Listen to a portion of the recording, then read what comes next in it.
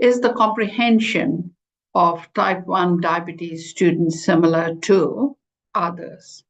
So to find out who has type 1 diabetes, you'll have to do a blood test of those students first.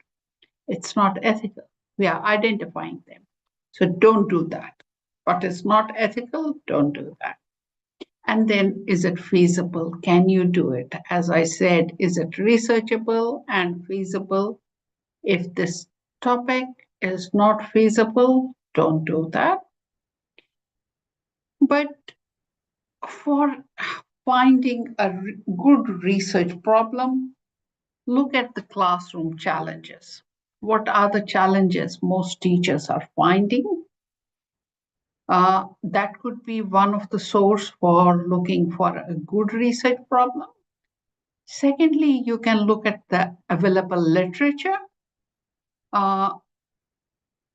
Read through literature and identify problems, identify issues or researchable topics, or the topic which has been researched in some other part of the world, but you don't know what's happening in your area.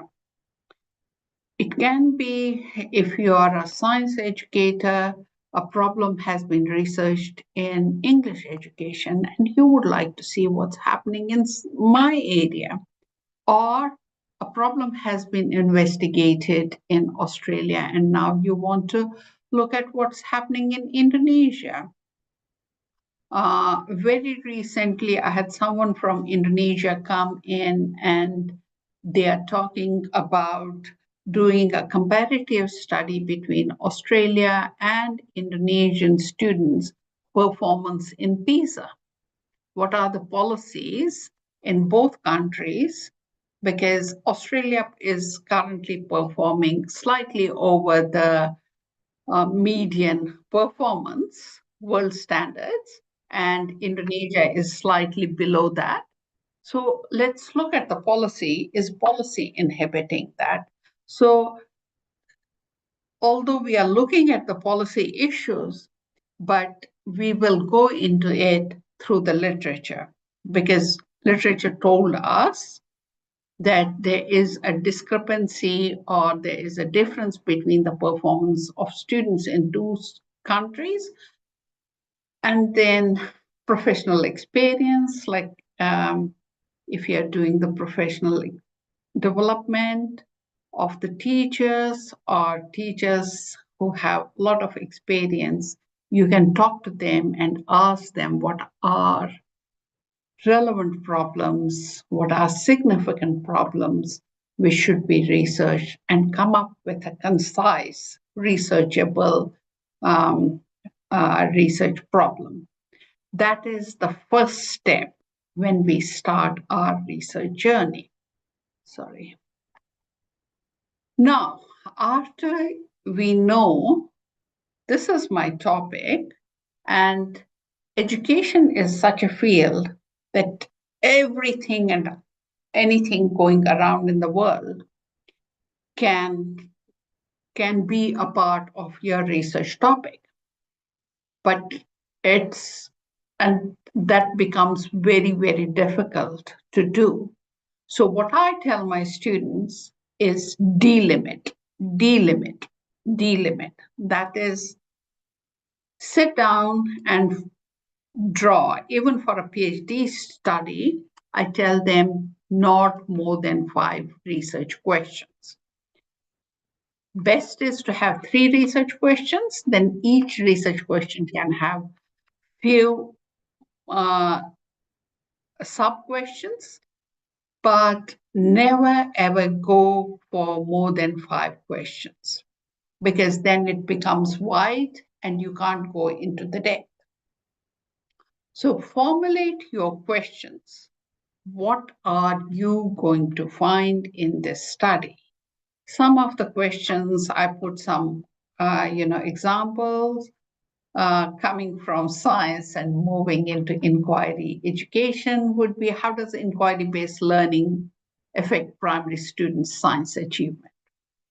It's a simple question. Or what are teachers' perception of STEM education?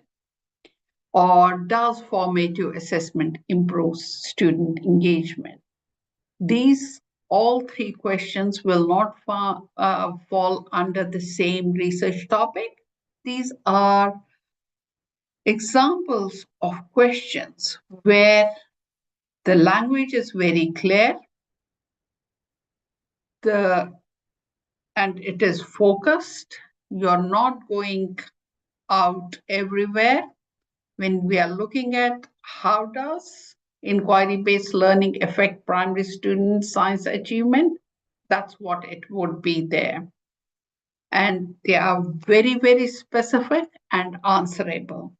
That's something which all researchers will need to keep in mind when they develop their research questions. And is this research question being supported by the theory they are adopting? I'll come to that as we go ahead. Is very, very, very important. So your topic comes first, second comes your research questions, which should be clear, focused, specific, and answerable. Once you developed your research questions, you will again do the literature review. Because finding a research topic, you will have already reviewed the literature and found a gap and decided to research in the area of that gap. But now your research review will be focused around the topic I have identified for my research is what is the existing knowledge in this area so far? And where are the research gaps? And what would be my theoretical understanding around this topic? And while you're doing that, you may be able to refine your research questions. You may need to refine your research questions.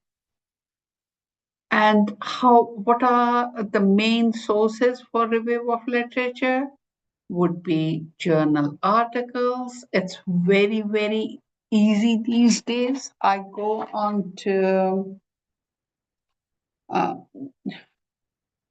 what's it called? Google Academic and ask, show me papers on this topic. And you will have thousands of papers coming on that topic. Then you will have to screen and shortlist which you want to look at. So journal articles should be and will be the first source for you to review. Then possibly books. Then thesis. I know for sure that Curtin University, all our theses are open for everyone in the world to review them. Possibly then conference papers, sometimes they get published, and government reports. Because if you're talking about students' performance in year 10 exams or year 12 exams in Indonesia, you will definitely have the statistics from the government reports, how it has changed over the years, or has it changed towards negative or positive. So when you are forming your research questions, you will need this literature, and the sources will be journals, books, theses, conference papers, or government reports. If you're doing a worldwide program, you may look at United Nations reports, you may look at the World Health Organization's report, depending on what your problem is and how far and beyond you are going. Now, you will have to develop once you have now your research questions, you have reviewed literature, you have refined your research questions, now you will have to think what your research design will look like. That means what would be your research approach? How are you going to reach out? As I talked about, will it be a quantitative study or a qualitative study? And if it is going to be either or a mixed method study, who will be your participants? Based on your research questions, you will know the participants and how many. If it is a quantitative study and you don't have a validated questionnaire, you may have to take a larger sample. If it's purely a qualitative study, how are you going to establish the trustworthiness? Then what would be your sampling strategy? And we'll come to different sampling strategies as we go. So what data collection methods will you employ? If you are doing a survey, will it be an online survey? Will you be going into the schools and giving out the hard copies? Will you be mailing the hard copies to teachers and asking them to get them filled and send it back to you? That's something you will have to, and it goes in your research proposal, whether it is funded research or a research for a degree. Then next will be what data analysis procedures you will use. If it's a quantitative study, will you use what analysis will you do, which software package you will use. I know some people simply do analysis using Excel. Most people use SPSS these days, statistical analysis for social sciences. They do structural modeling equations and lots of things through that. It depends. If your analysis is responding to your research questions, or if you're using a qualitative data.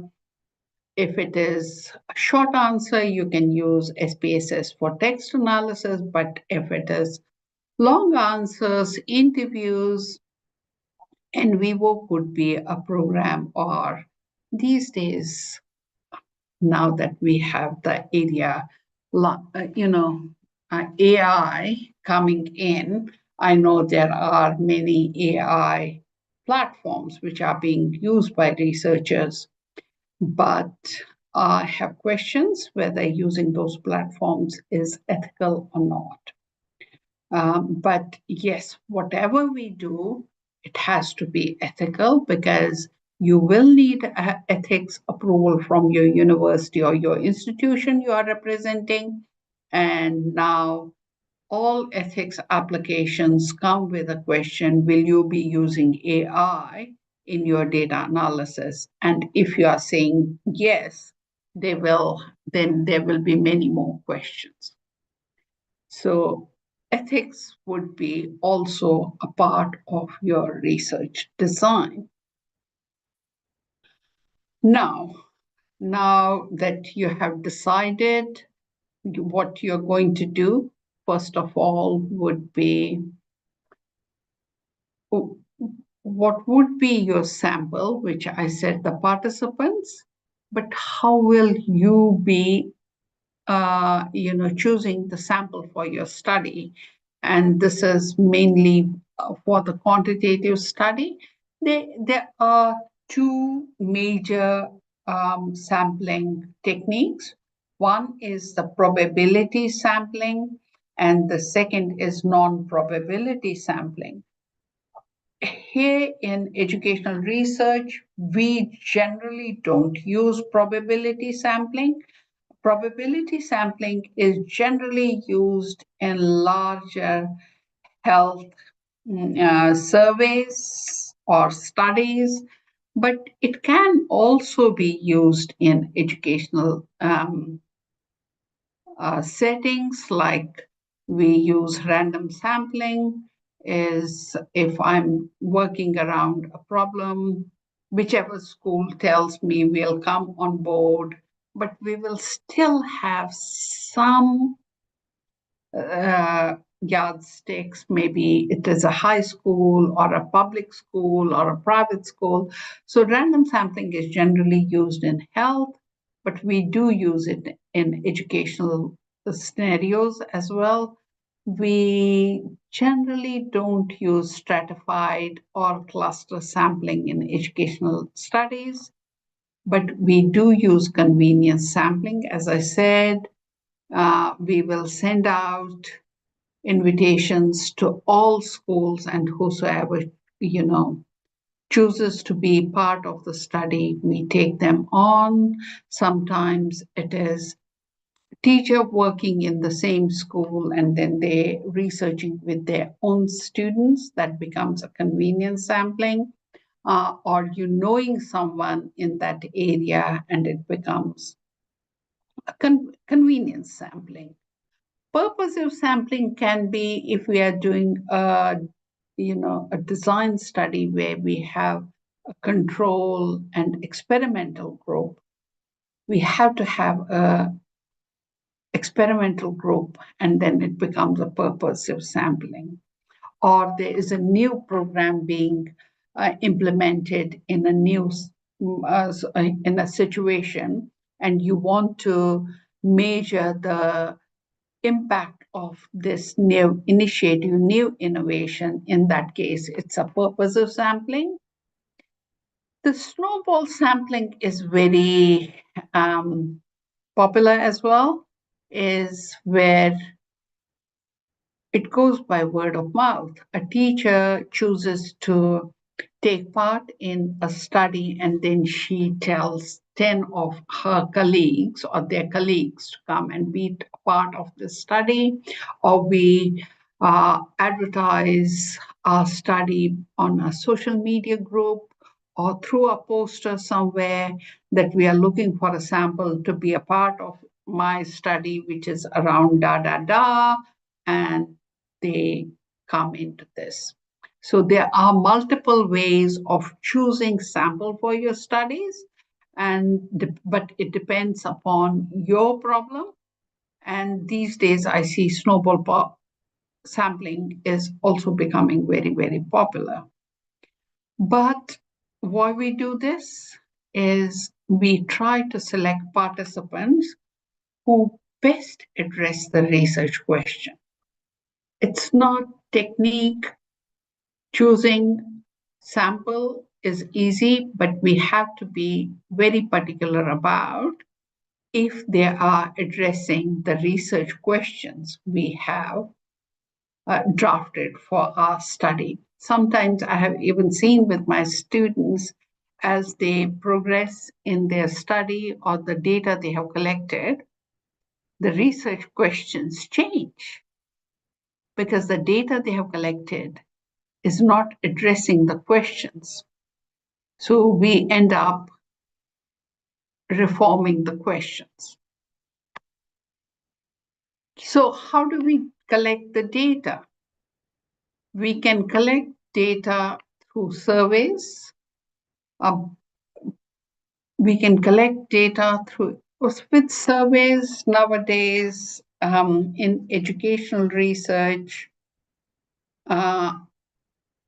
We used to keep surveys which would take at least 20 minutes to complete.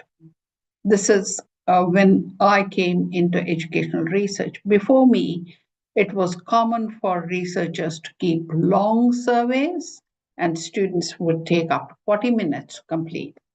But when I came into educational research, I found that questionnaires taking more than 20 minutes to complete, it was students would lose their attention, and it was difficult for me to get valid answers. But these days, I recommend to all researchers to keep your survey short as that it should be completed within 12 minutes time frame. because students' attention span has reduced. So to get valid and reliable answers, it is better that we explain the purpose of this study to them, but not to take more than 12 minutes. Sometimes a student of mine recently, he divided his questionnaire in two parts, implemented one in week one, and tried to keep it short. And then week two, he again implemented a different questionnaire on them so that he was not at a risk of losing student attention. So this is something which a researcher should know and should take care of. Interviews can be face-to-face, can be virtual. Here in Curtin University, we use Teams as a virtual meeting tool, and Teams comes with a recording and transcribing tool. So it becomes very easy when you are interviewing at the same time, you get a transcription, and then you can use any tool to, code it and draw themes. Observations is another qualitative way of doing research in educational studies, where a trained observer goes into the classroom and observes what is happening in the classroom. Observations, okay, coming to interviews first. Interviews can be open-ended or structured, close-ended answers.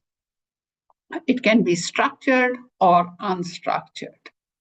And same is with observations, is they can just go without any pre-rubric, but they could also have a well-developed rubric when they go into the classroom and look for the features they are wanting to look. Because one of my students who very recently offered to look at 21st century skills being, practiced in the classroom, and I said, how are you going to measure where the teacher is encouraging collaboration? What does it look like? So we ended up with developing a rubric around all the four scales from 1 to 5 for all the four C's of 21st century skills. We could also do document analysis. As I said, reports developed by the government or by the institution can become a part of data. Going back to interviews and observations, surveys are quantitative, but we can also have, although interviews and observations are qualitative way of research, but the results can be quantified. They always don't have to be in narrative form. Then other data, source can be tests and assessments. Students' tests, look at them, how they have fared, in how was the assessment developed, which assessment all students are doing correctly, and the assessments they are not doing correctly, what is the reason behind that. Those sorts of things can be teased out when through the data collected. But the key consideration when we are doing we are collecting the data, and we have to ensure the data we have collected and the results we are coming with are reliable, valid, and are trustable. if it is qualitative data, is it trustworthy and can it be transferable? Now, now that we have come down to through the steps of educational research, next point, what is important is the ethical consideration.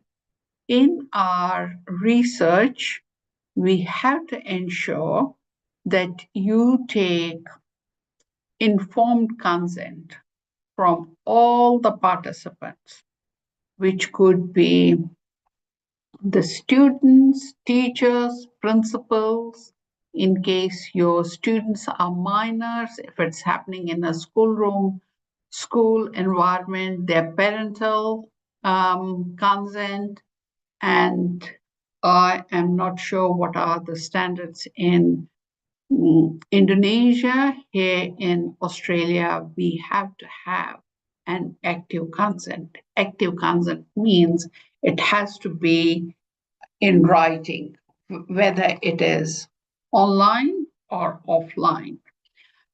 Nearly 25 years back, when I started working here in Australia, an email would go to the school principal that I would like to collect data around this research problem, and they would allow or disallow.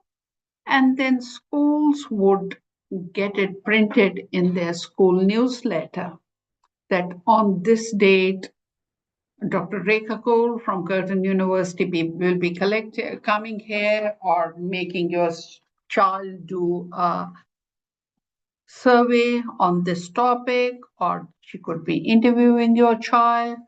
And anyone having an objection, please let us know. And there were very few parents who would object to it. But with time, what has happened that we have to have an active consent, which means it has to be in writing. If we don't have, we can't conduct any research with their wards. And we are very, very particular about the informed consent. Their participation in research has to be voluntary. We can't impose it on any participant. And at any stage of the research, they are given this freedom. If they feel like dropping out of the study, they can.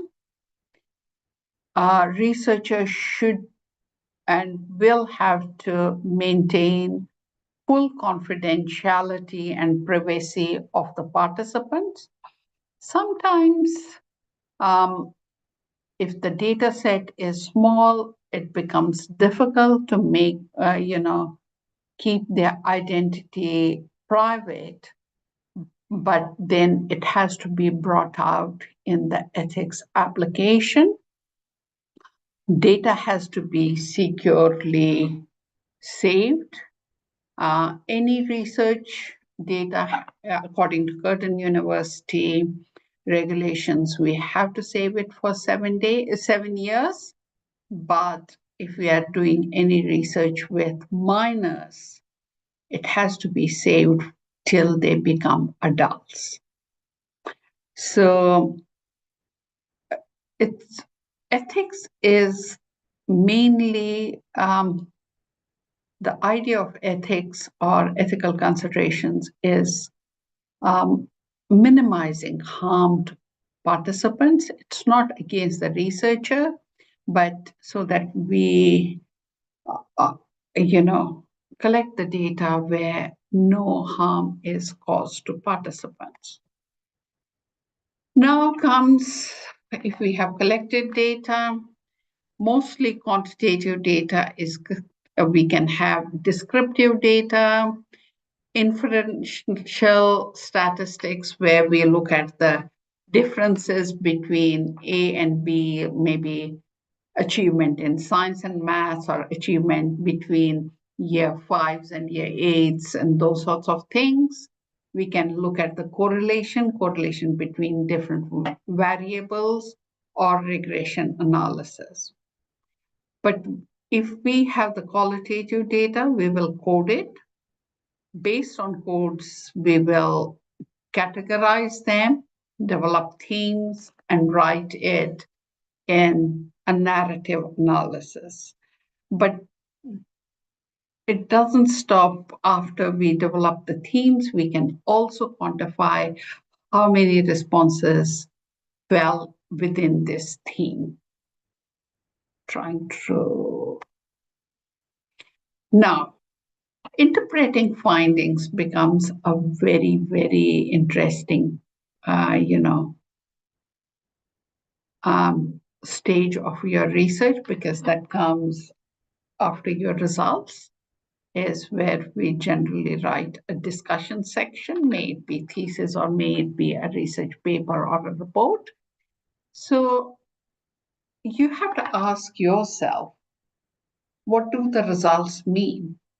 If my descriptive analysis is showing that on an average, students are getting marks between around 70%, so is that 70% good or bad for me or for the area where we are doing this study? The time I did my school education, getting 70% marks was considered to be a good score. But if it is the study is a multiple question sort of assessment, I don't think 70% is a good score. The next one would be, how do findings answer the research questions? It depends what your research question was. How are students, what's the perception of teachers about STEM education?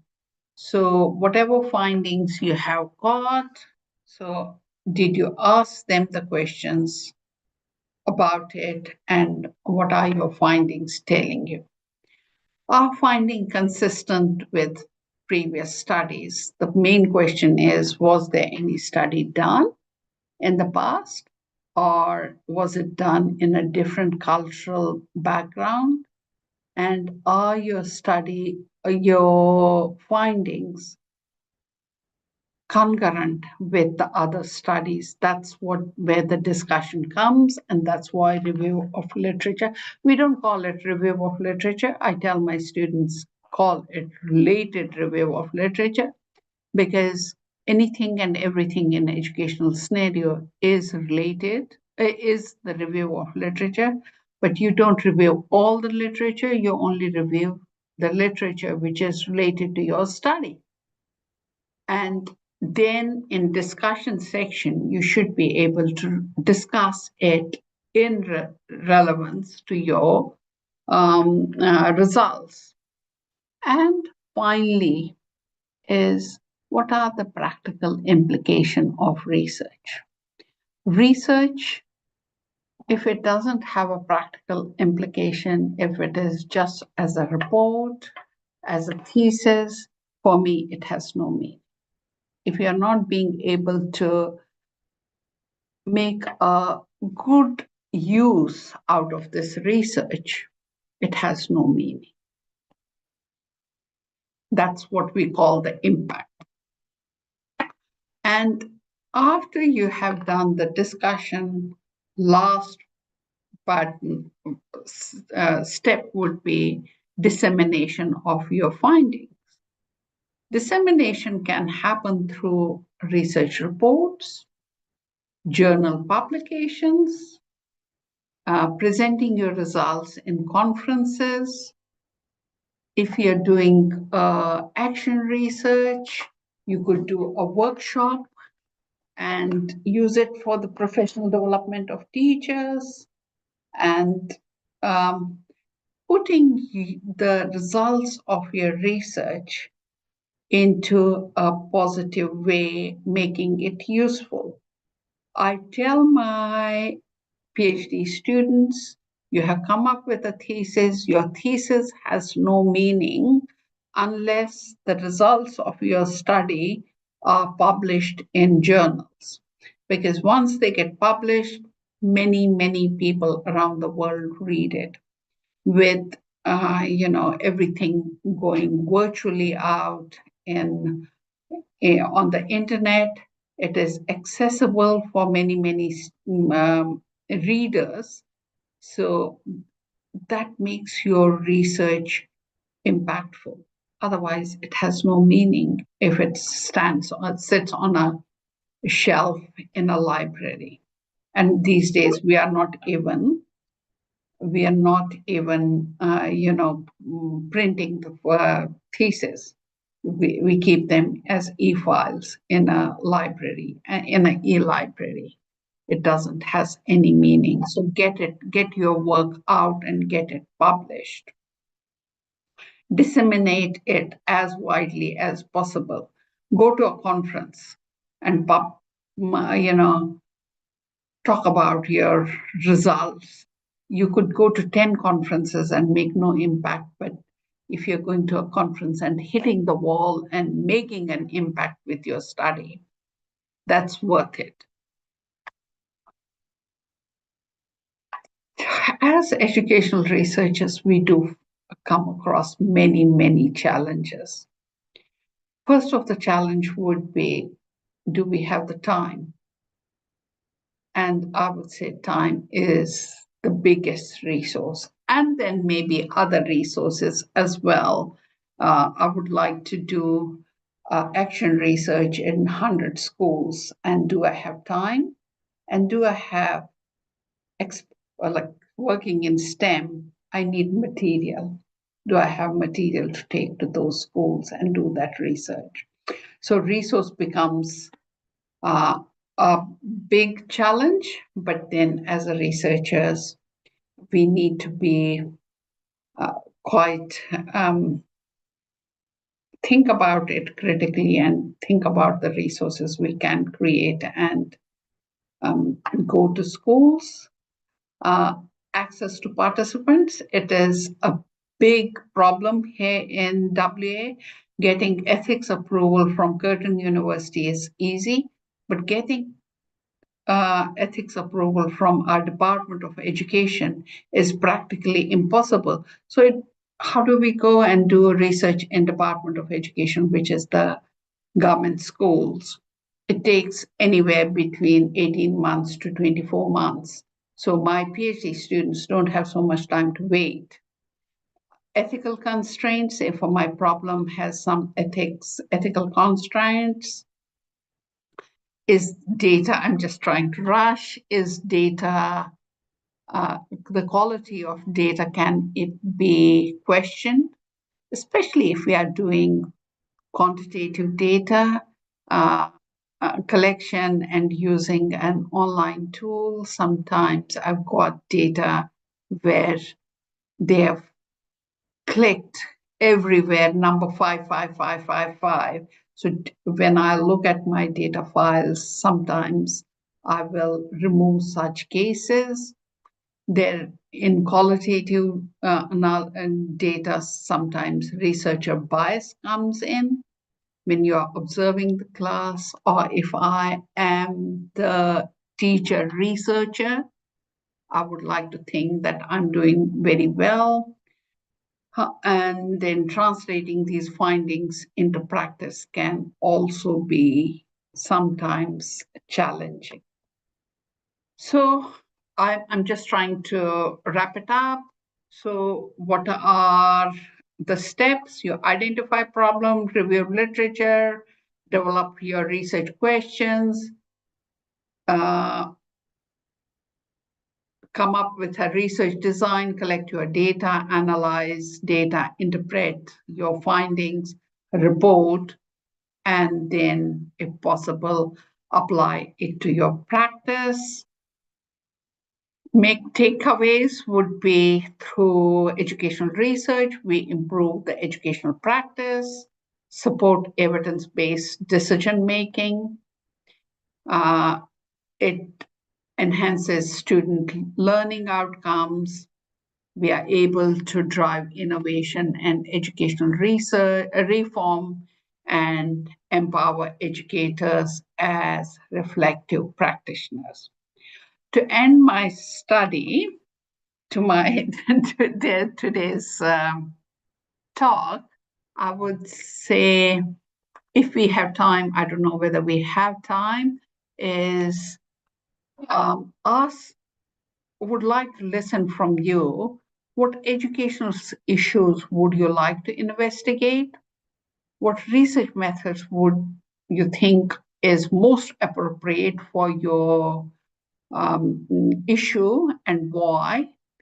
And how can your research findings improve teaching and learning in your context?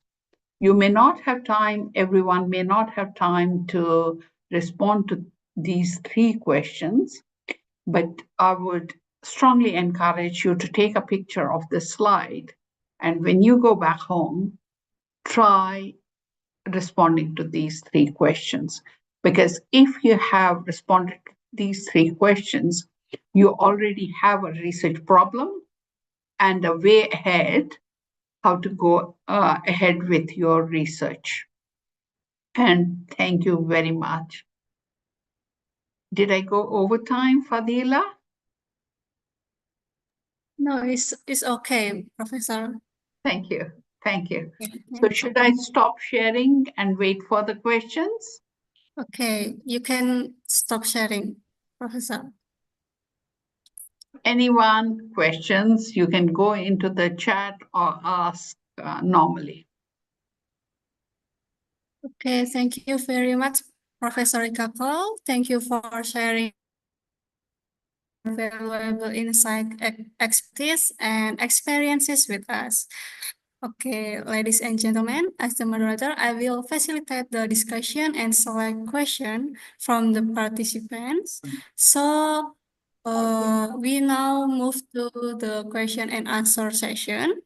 Participants like to ask a question are kindly invited to raise their virtual hand or type their question in the Zoom chat box.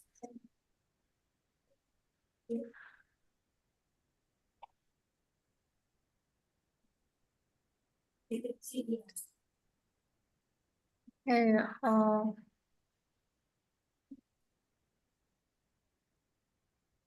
I think Kartika has a question. Kartika, raise hand, Mbak Fadila. Okay. Thank you. But your opinion is very interesting. My name is Miss Kartika. Hello. I will any question for you. How to teach electricity to first grade student, given if it's abstract nature using the STEM approach in Australia? What is your experience in Australia, Miss? I repeat again, how to teach electricity to first grade student, given is this an abstract using STEM approach in Australia? Thank you. Personally, I would say you should teach only what is in their curriculum. If you bring in concepts which are not in first grade science curriculum, you will be adding too much load to the existing teachers. I don't know when you start teaching electricity in Indonesia, but as far as Australia is concerned, electricity, we start, concept of electricity in year 5. And what I have done in the past, I asked students to develop an origami flower with a small bulb in it. That is the earliest we have done electricity, because that had a bulb, that has a battery, and where they will learn about the negative and the positive forces. Now, if you have to teach it to year 1 students, that can be I don't think year one students can do it themselves. Maybe a demonstration by the teacher. We've done it very well with, developing a flower and origami flower with a small lamp in it. You can, Professor Marmu can give you access to our makerspace,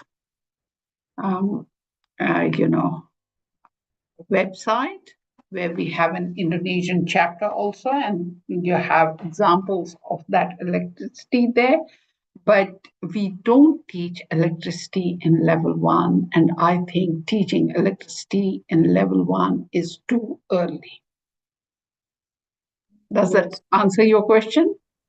What about Indonesian curriculum? When do you start teaching electricity? Maybe in a game or toys. No. In curriculum, when do you start teaching electricity? In fourth grade. Well, that would be the time you should start it, and that is the right time for them to make a flower and put a bulb in it. Yeah. Year one is too early. 6-year-olds, it is too early. But in year 4, there will be 9, 10. That's the right age for them to do, and they can do it. Okay. Thank you. Thank you. Thank you. Thank you, Professor Reka. Mrs. Kartika, has your question been answered?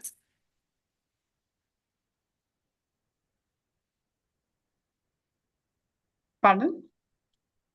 Okay, Mrs. Kartika, the answer is clearly enough. It is enough. Thank you. Okay, thank you. Maybe one question again before we conclude the session.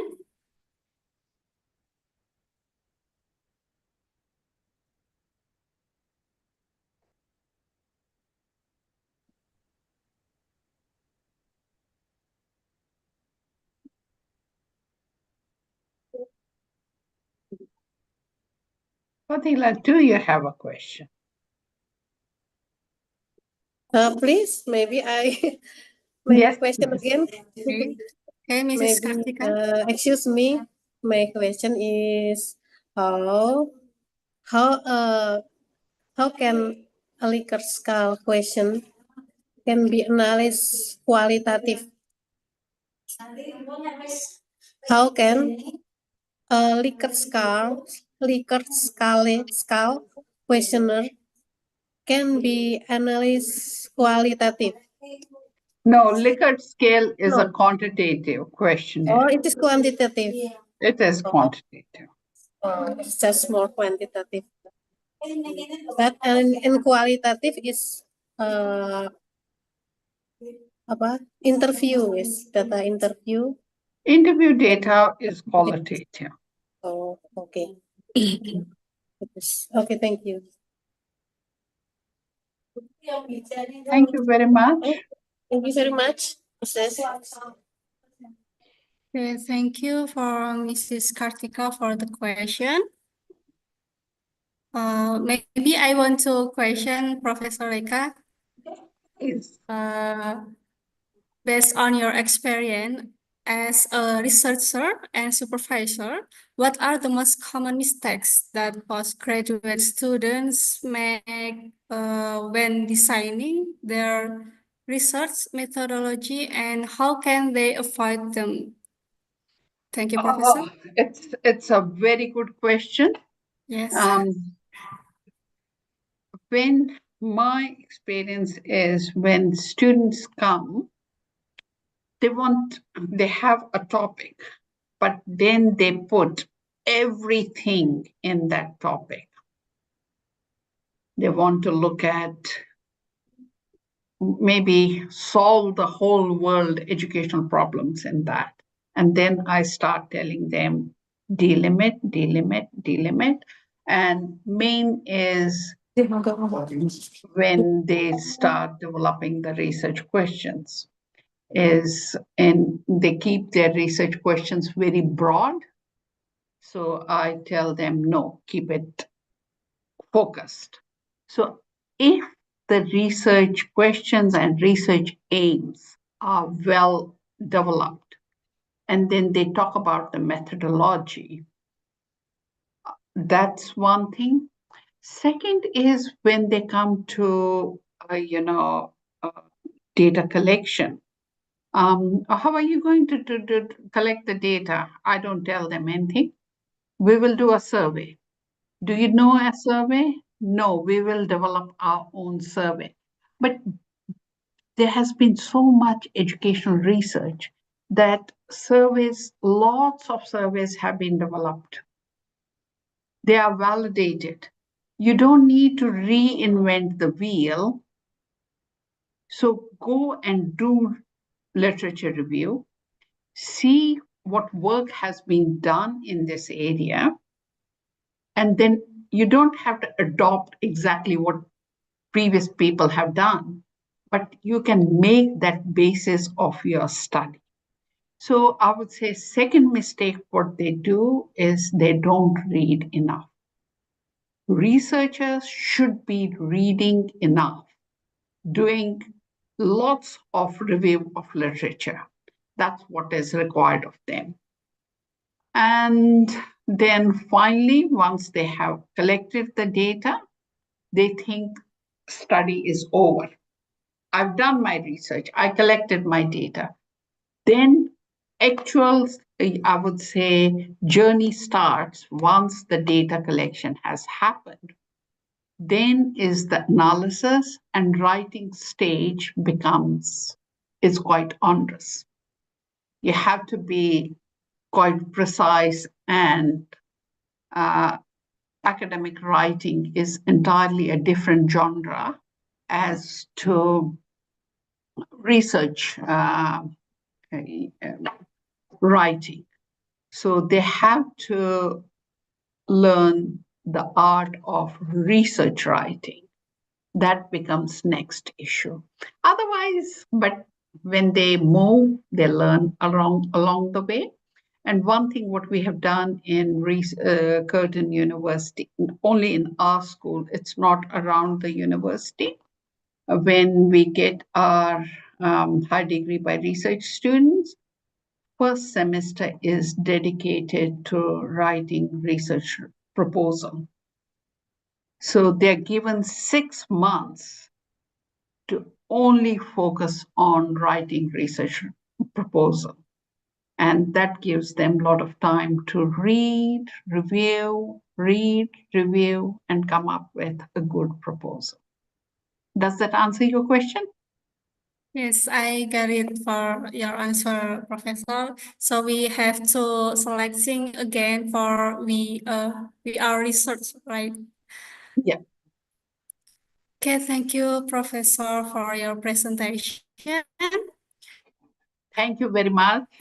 Thank you for the active participation and engaging discussion. We would also like to express our sincere gratitude to Professor Rika for the insightful presentation and for kindly answering all the questions from the participants.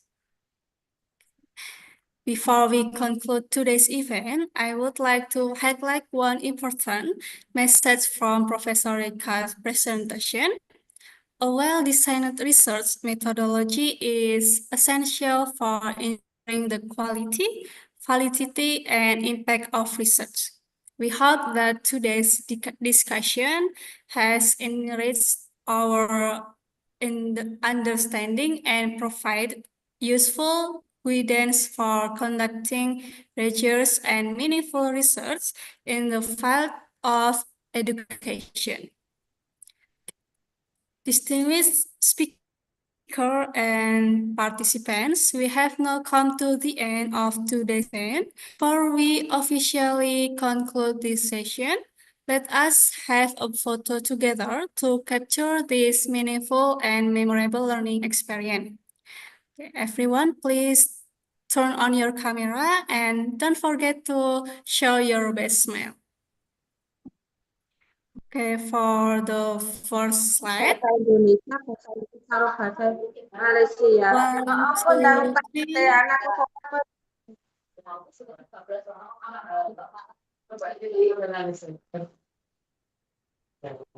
Okay, the second slide. ketika ono materi aku ya ora mudeng kok nek ra gabung ndak 1, ditutup 2, 3, smile. Dek iki to Bu anu Halo, jagong wingi Bu Romania. The third Halo. slide. turah ngungkuli mbekmu Bu nggone mbahku mburi omah ndek iki kae Bu Fitri heeh 1, 2, 3. ngungkuli ngene jenengan Bu turah iki lah ten omahe delalahe tuamu niki nggih banyu Okay. milike banget terus Okay, sego thank putih you. kok sak termos On behalf of the committee, we would like to express our sincere appreciation and gratitude to Professor Rika Cole, our distinguished speaker, for sharing her valuable knowledge, expertise, and inspiring insights throughout today's event. And then Professor Sri Marmoa, head of the Master Program in Primary School Teacher Education, University of 11 Maret, for her continuous support and dedication throughout this program. And all participants for your enthusiasm, active engagement, and valuable contributor throughout today's event. As this is the international seminar for master's program in primary school teacher education, Department of Teacher Training and Education, University of 11 Maret, we would also like to extend our heartfelt thanks to everyone who has contributed to the success of this program. We hope that the knowledge, experiences, and international perspective shared today will continue to inspire innovation, research excellence, and meaningful contribution to the advancement of primary education. Before we conclude today's event, let us once again express our appreciation to Professor Rika Cole. Thank you for her Thank you very much. insightful presentation and valuable contribution to this seminar. Thank you. Okay. I would also like to apologize for any shortcomings during the event. Thank you for attention and participation. Wassalamualaikum warahmatullahi wabarakatuh. Waalaikumsalam warahmatullahi wabarakatuh. Waalaikumsalam Thank you, Prof. Rika.